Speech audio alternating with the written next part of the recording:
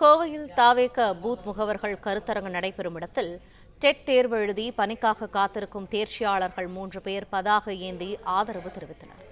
இது தொடர்பான கூடுதல் தகவல்களை எமது செய்தியாளர் மகேந்திரன் வழங்க கேட்போம். மகேந்திரன், வணக்கம். இந்த விவகாரம் தொடர்பான முழு விவரங்களை.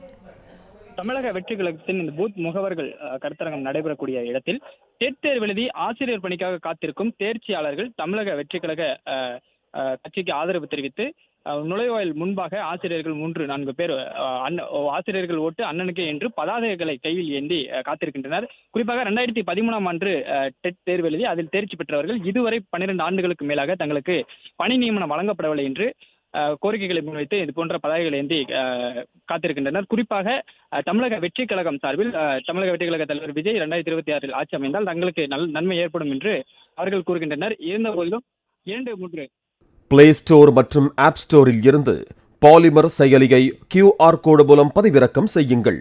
செய்திகளை உடனுக்குடன் பெறுங்கள்.